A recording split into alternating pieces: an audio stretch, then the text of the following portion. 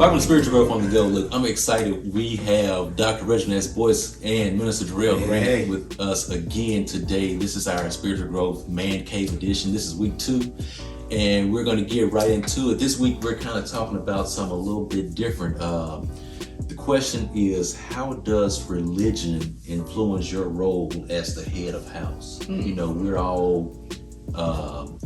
I think we're still young. Some of the younger people may think we old is. I got a couple grades, but you know, that's just wisdom. Okay. But with that comes, you know, like additional responsibilities such as spouses, kids. So we all have kids and spouses. So how does religion influence your role as head of house? Good question. Well, wonderful question. Well, for me,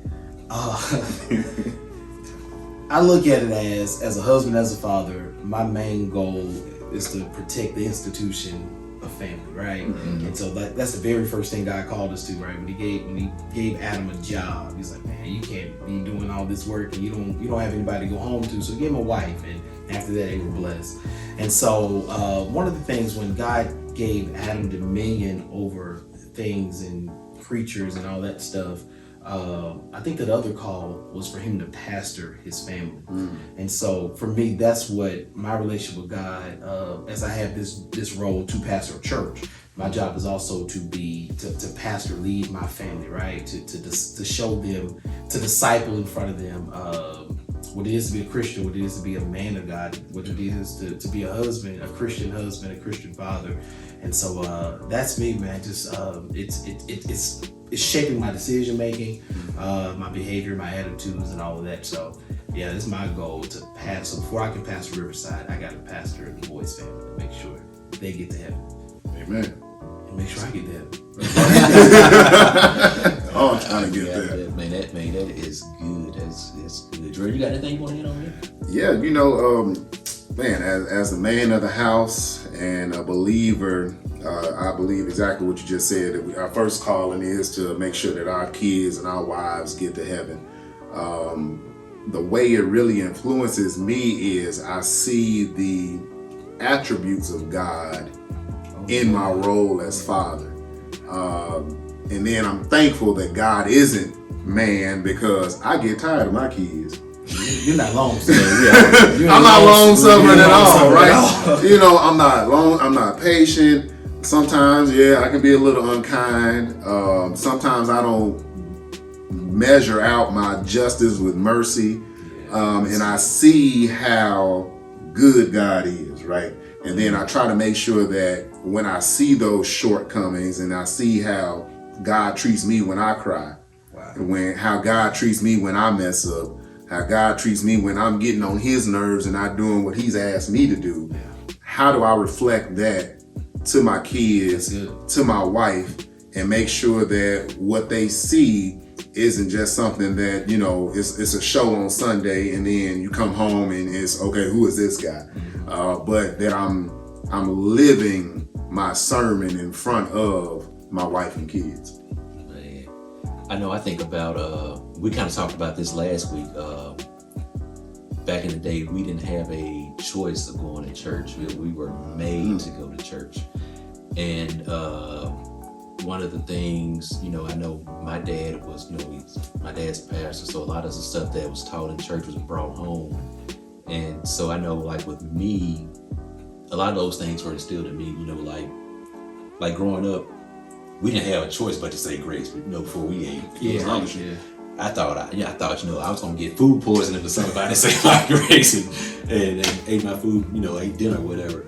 But I find myself, you know, now being a parent and a husband, kind of doing those same things like that with my kids. You know, like my kids, they'll, you know, typical kids, they, you know, rush to the dinner table, then they want to get back on the iPad or watch TV or do whatever.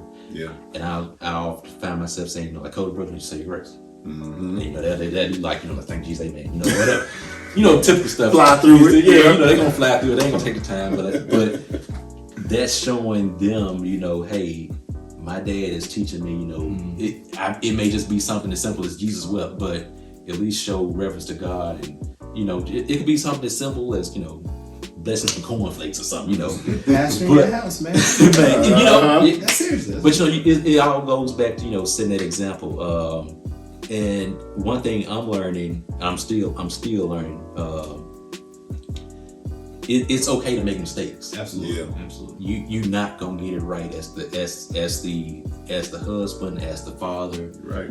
It's a continuous journey. You know, I often find myself like there have been times I've gone back to my son and said, you know, look, Cody, your dad didn't get it right. I'm sorry. I shouldn't have. Yeah. I shouldn't have yelled at you, or I shouldn't have done this. You know, I'll explain. Now sometimes he just gonna have to get together. Sometimes. If you got boys, you know, they just gonna test your manhood sometimes. But sometimes it's a time where you just, you know, say, hey son, you know, I didn't do this right. Can you forgive me? And to me, that shows that shows him, you know, hey, my dad is not perfect. Yeah. And it also shows him the act of forgiveness, which is one of the things we should always exemplify as Christians. I think that's real good, yeah. Because I've had moments in my life where I've had to go back and tell mine, hey, daddy didn't handle that situation right. And hey, I ain't never get that from mine. Hey, look, it just is what it is. Yeah, whether she was wrong or not. Yeah, Hey, you just got it. But yeah, that's, man, and being able to admit faults and showing your kids how to deal with mistakes in a proper way, I believe is big. Because we all mess up, we all fall short, but it's what you do after that, and being able to admit that you are wrong, even to your child, is huge. Now for us, you know, now all of us have girls, right? And Jarrell, you and I, we have all girls. So Yes. your son's gonna be good as a husband and as a father. The struggle's gonna be they got fathers like us who will apologize and admit they're wrong, and they're gonna marry some Negroes, y'all. Yeah. We won't be so quick to say, baby, I messed up, I didn't do this. You know, they're gonna find ways, but I think that's big. As a man, to show your children, your wife, that hey, that I can look in the mirror and I can see my flaws, and I can see that I'm still a work in progress. So for every fella that's watching, always remember that, man, you have not arrived. That all of us are work in progress. So admit it. When you made a mistake, just admit it. You got it wrong this time. Admit it. If you're married, you're gonna have to say sorry first anyway. You better know it. Get ready for it. If you want to go to sleep, If you don't want them mad at you tomorrow, you better drop that S word. Man, you know, I mean it too, because they know when you're faking. Man, you know, I tried to be like, pull a man card, be like, I ain't apologizing. I have told myself before. So that's why you would sleep at church that Sunday.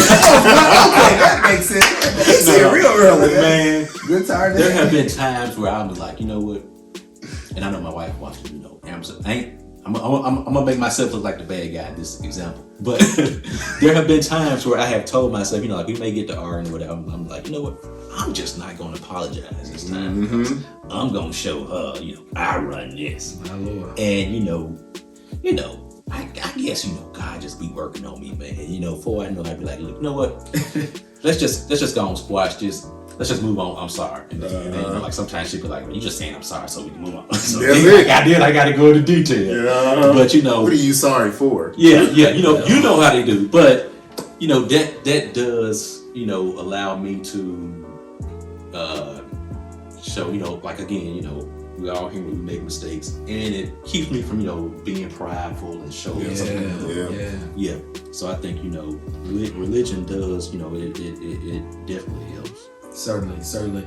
And hey, show your vulnerability. I think that's really big too, as a brother, y'all. Every now and then we gotta be a little vulnerable. It's true. It's very true. You know, it's Lent season, and one of the things that the Lord just kind of showed me in this Lent season is that, you know, Jesus did not mind being vulnerable. He didn't do it in front of everybody, but he did have 3 friends he can pull to the side and say, look, y'all, I'm struggling with this. Or even if he's going to a mountaintop and she's showing them a major, you know, transfiguration piece, you know, that, you know, you can't trust every change or every challenge with everybody, but every now and then you got to be vulnerable with some people. And so true. It's good to have that close circle that you can, you know, just be 100% with.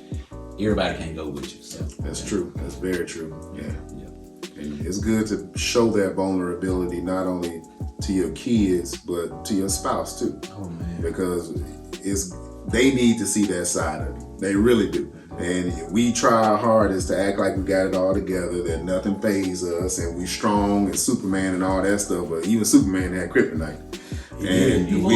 And hey, I am vulnerable sometimes. And my wife knows my vulnerabilities, and she knows all my flaws and my social security number. all of that stuff, man. Well, fellas, I've definitely enjoyed myself talking to you all. We're going to have y'all back again for week 3. Be sure to subscribe and hit that notification bell so you all will be able to keep up when we release new videos each week. So until next week, continue to stay safe. Praying for you all. See you next week. Peace.